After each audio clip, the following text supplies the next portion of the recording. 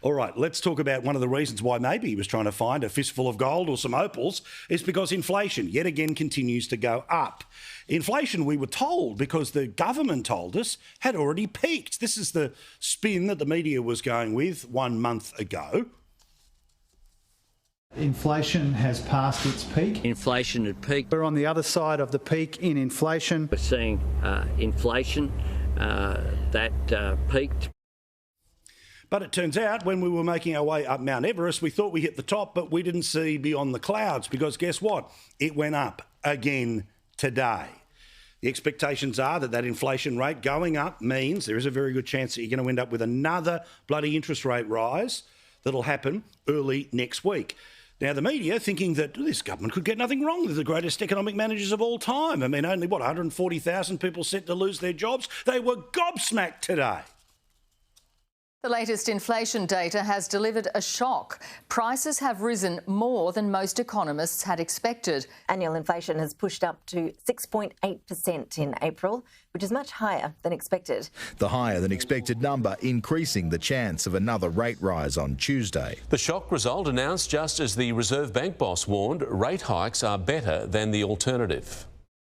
Now, perhaps they're shocked because they bought the BS of the Prime Minister. Remember, 12 months into his time leading this country, supposedly a Labor government was going to lower the cost of living. Yet it goes up, and it goes up by every month. And none of us who actually live in the real world are shocked by this at all. Because you know how much everything costs, you know how far your dollar actually goes. And have a look at this about the leading cause of inflation. Electricity prices up 15% compared to where they were 12 months ago. But hang on, I thought that renewable energy was cheaper. Oh, that's right, it costs $1 trillion to build and somebody's going to have to build it. Oh no, what about the war in Ukraine? No, they made the decision to get to 80% renewables after that had taken place. Dairy up the best part of 14%. If you're lucky enough to go on holidays, that's costing more than it did 12 months ago. Food is costing more than it did 12 months ago. And remember, we're talking about an average of 6.8 and inflation way above that when it comes to food.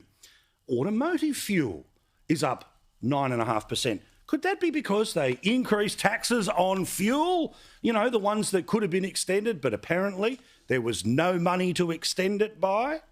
Rent is up, education is up, booze is up, and fruit and veg is up as well. Now, remember what the government said at the time when they couldn't possibly delay the increase in fuel taxes beyond the first 6 months of their time in office. Apparently there was no money in the cupboard. Remember what we were being told by Grim Jim back then?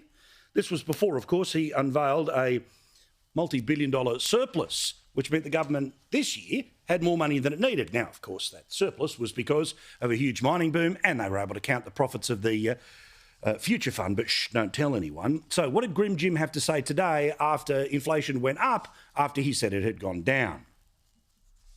But it is well below the 8.4% peak it reached over the 12 months to December last year. But what we see in the data today is that the ABS is pointing out that the tick up in the indicator this month is being largely driven by the changes to the timing of the fuel excise. The peak in inflation is behind us. You increased the tax that led to the increase in inflation. But please believe us, it's better than the headline number where we were in December of last year. Can we go back and show those numbers? Because April to April, here's the numbers one more time. Electricity up 15%, dairy 14%, holidays, food, fuel, rents, education, alcohol and fruit and veg all up, way up on where they were 12 months ago. Our mate, Senator Jane Hume, who is leading the inquiry into cost of living, had plenty to say today. There is no doubt that the cost of living is the number one issue right now. Cost of living is being driven by inflation and in those higher interest rates that are going up and up and up to try and manage inflation are simply making it worse. There's a lot of pain out there now. We're hearing stories about financial hardship and, Philip Lowe was talking about those today. Just the number of people that are in negative cash flow out there is increasing. So, of course, we need to make sure that while the RBA is doing its job, doing a lot of the heavy lifting on getting that inflation down, we want to make sure that the government's doing the same. If you ever wondered how partisan most of the media is, you are watching it today. 12 months ago, there was a cost of living crisis, which was the need to change the government. 12 months on, everything is worse after that decision, yet no one mentions that that is the case.